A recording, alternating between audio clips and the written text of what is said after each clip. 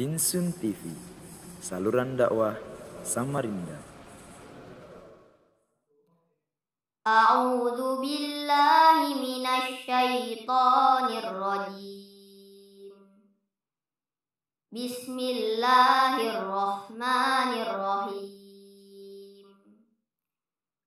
Ara'aital ladzi yukadzibu bid-din, fadzalikal ladzi yad'ul yatim wa la yahuddu 'ala ta'amil miskin. Fawailul lil musallin alladzina hum an salatihim sahun alladzina hum yura'un wa yamna'unal ma'un.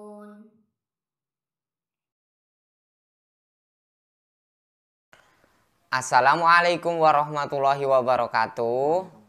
Halo, apa kabar adik-adik di rumah? Semoga Allah Subhanahu wa Ta'ala memberikan kita banyak kebaikan, keberkahan, dan ketaatan agar kita dapat menjalankan perintahnya dan menjauhi larangannya. Sholawat dan salam semoga tersampaikan kepada Rasulullah Shallallahu Alaihi Wasallam beserta keluarga beliau, beserta sahabat beliau, dan beserta umat beliau yang mengikuti sunnahnya hingga akhir zaman. Nah adik-adik, kali ini jumpa lagi dalam acara Cerita Sunnah, ceria bersama Bintang Sunnah.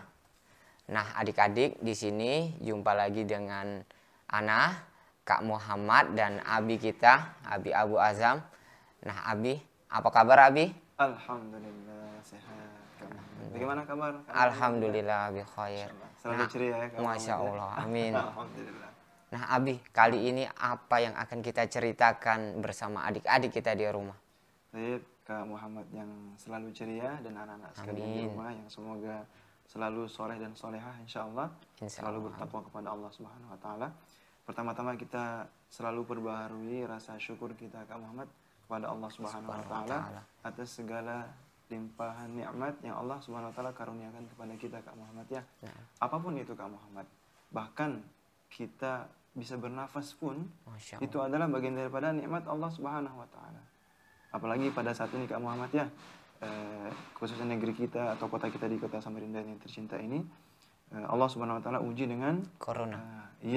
Corona atau COVID-19 atau COVID-19 yang mana serangannya adalah serangan di nafas Kak Muhammad. Nah, tentunya ketika na'udzubillah min dzalik seseorang menerima ujian berupa nafasnya yang susah, kemudian minimal ketika menghirup nafas dia berat, maka dia akan merasakan nikmatnya, betapa nikmatnya bisa menghirup udara dengan segar Kak Muhammad. Nah, apalagi hari ini insya Allah kita akan cerita tentang hal-hal yang seru Kak Muhammad ya. Masya Allah. Apa insya Allah kita akan lanjutkan kisah dari pertemuan kita di minggu lalu, yaitu Rasulullah SAW telah lahir. Kemudian kita akan kisahkan sedikit perjalanan Rasulullah SAW setelah beliau dilahirkan sampai kurang lebih kira-kira usia beliau di usia 4 tahun. 4 tahun Nabi. Jadi gini Kak Muhammad, ketika Rasulullah SAW dilahirkan, beliau lahir dalam keadaan yatim Kak Muhammad ya. Kemudian kebiasaan orang-orang Arab, terutama orang-orang Quraisy, orang-orang bangsawan di kota Mekah, mereka ketika anak mereka lahir, mereka akan mencari orang-orang dari kampung, dari daerah-daerah yang masih segar pegunungannya, kampung-kampungnya masih memiliki udara yang sangat segar. Mereka akan menitipkan anak-anak mereka kepada orang-orang kampung tersebut untuk disusukan. Yang pertama itu merupakan tanda bahwa mereka orang yang mampu. Artinya bermain dari sisi gengsi Kak Muhammad ya. Yang kedua, yang paling penting adalah dengan mereka dibina atau dirawat di perkampungan, mereka akan merasakan hal-hal yang sangat luar biasa. Mereka bebas bermain di sana, kemudian minimal udara yang dihirup adalah udara yang segar.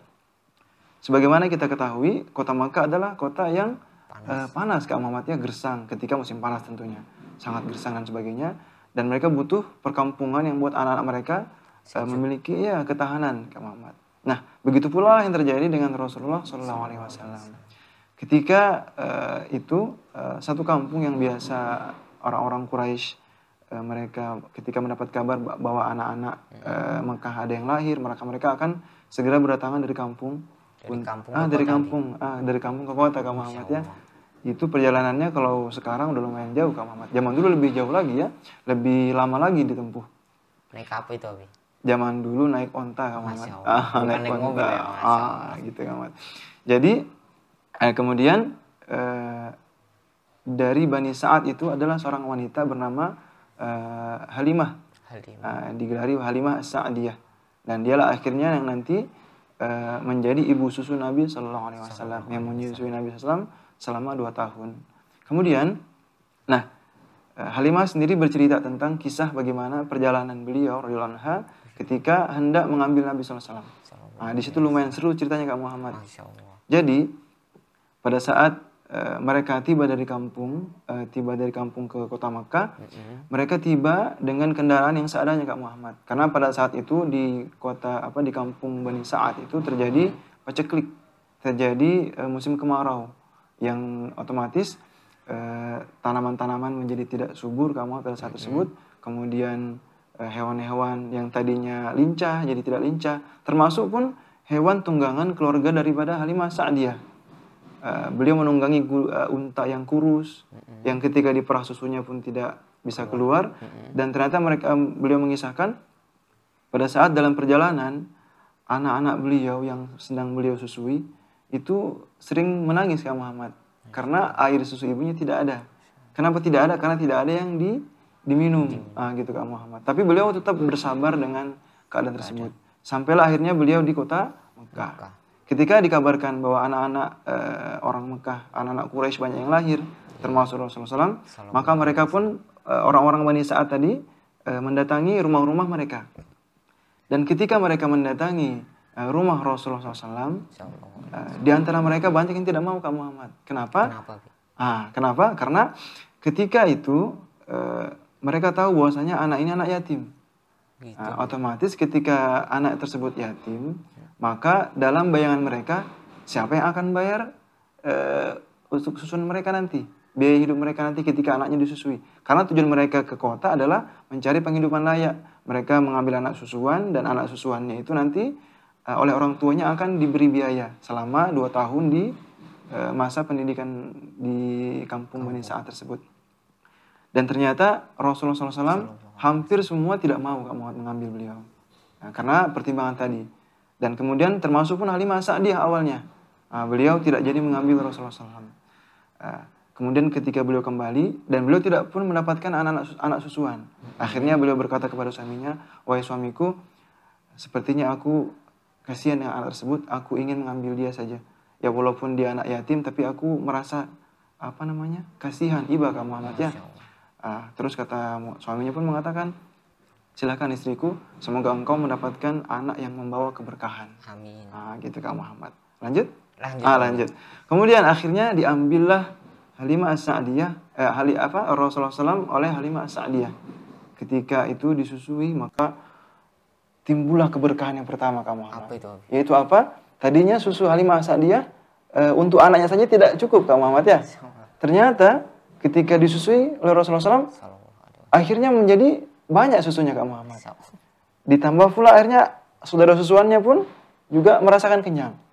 Nah, keberkahan itu pun dirasakan oleh suaminya dan keluarganya Kak Muhammad. Kemudian ketika pulang hendak dibawa ke Bani Sa'ad, kakeknya Rasulullah yaitu Abdul Muthalib akhirnya memberikan sebuah perhiasan yang ternyata perhiasan tersebut ketika dijual cukup untuk membiayai kehidupan mereka selama 2 tahun Kak Muhammad. Masya Allah.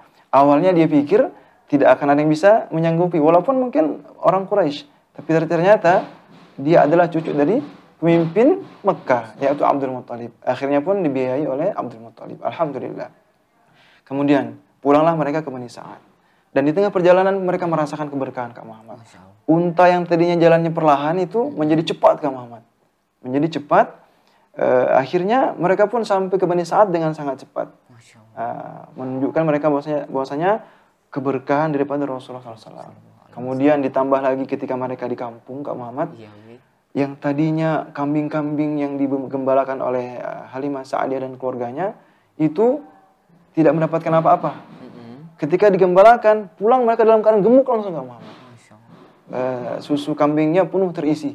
Akhirnya mereka pun sekeluarga mendapat keberkahan dari Allah Subhanahu wa taala karena merawat Nabi sallallahu alaihi wasallam. Dan ini pun menjadi kebanggaan Bani Sa'ad seluruhnya Kak Muhammad. Apalagi keluarga Halimah As-Sa'diyah. Dan di sana Rasulullah SAW mendapatkan pendidikan yang luar biasa oleh keluarga Bani Sa'ad, oleh keluarga Halimah As-Sa'diyah yang ternyata beliau memiliki akhlak yang sangat lembut, akhlak yang sangat baik Kak Muhammad. Dan ternyata pentingnya kita berada di lingkungan yang sangat baik Kak Muhammad. Lingkungan yang membawa kepada seseorang untuk selalu berbuat kebaikan Kak Muhammad. Mungkin ini saja yang mungkin bisa kita sampaikan Muhammad. Masya Allah. Alhamdulillah. Nah, itu adik-adik, kita sudah mendengarkan penjelasan dari abi kita tentang masa persusuan Nabi Muhammad SAW. Nah, sebelum kita bertanya mengenai penjelasan apa yang disampaikan abi tadi, kita saksikan dulu dalam sesi bermain bersama adik kita, adik Fauzan. Makasih Kak Muhammad. Assalamualaikum teman-teman. Kali ini bersama saya Fauzan di segmen bermain. Nah teman-teman, ada permainan seru nih. Namanya sarung estafet. Saksikan terus ya teman-teman. Wahid, Isnain, Salasah. Bismillah.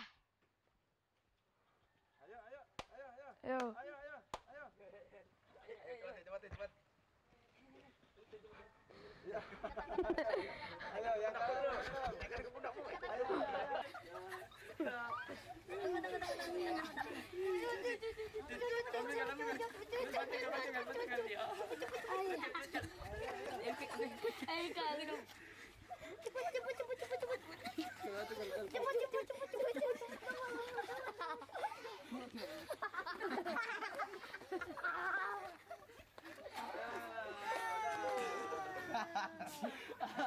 Nah, yang kalah menggendong, yang menang. Langsung. Ya.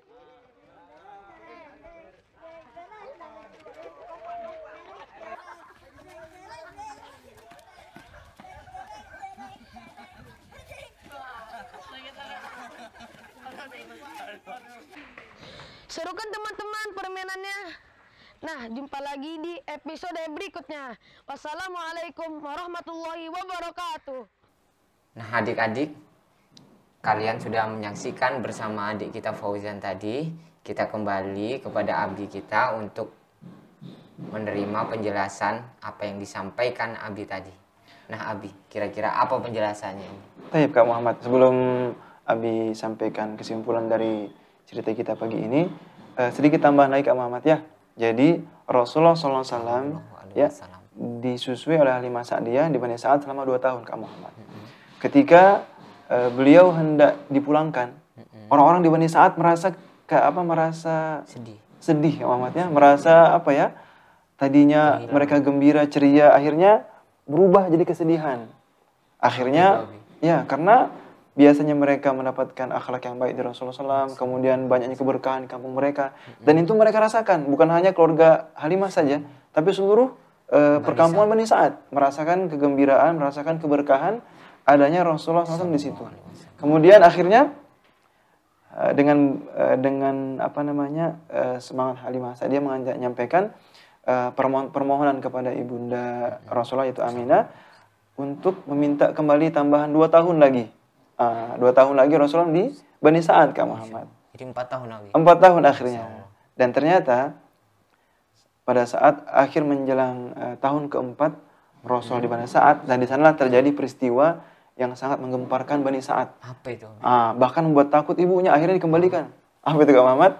Dan ternyata terjadilah peristiwa yang tidak masuk akal, bahkan akal medis pada saat ini, yaitu peristiwa pembelahan dada Rasulullah SAW. Jadi Rasulullah SAW diambil oleh malaikat Jibril, kemudian ditempatkan di sebuah batu dan kemudian dibelah dadanya, dibedah, kemudian dikeluarkanlah bagian dari syaitan di dalam hati beliau SAW. Kemudian ditutup dan dijahit dalam bahasa kita Kak Muhammad ya. Nah, pada saat penangkapan itu, Rasulullah kan lagi bermain. Nah, kawan-kawannya lari Kak Muhammad. Muhammad dibunuh katanya, Muhammad dibunuh. Akhirnya pun datang ke ibunya. Halimah Sa'diyah. Begitu ibunya datang ke tempat TKP gitu Kak Ahmad ya, tempat kejadian tadi, ternyata Rasulullah dalam keadaan sehat. Nah, walaupun ternyata terlihat bekas belahan di dada beliau SAW. Akhirnya itulah peristiwa tersebut membuat ibunda beliau Halimah Sa'diyah merasa khawatir. Ini bukan anak biasa dan saya khawatir keselamatannya akan terganggu.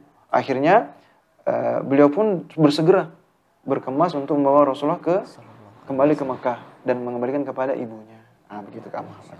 Tapi kesimpulan kita Kak Muhammad, cukup dua saja Kak Muhammad ya kesimpulan kita.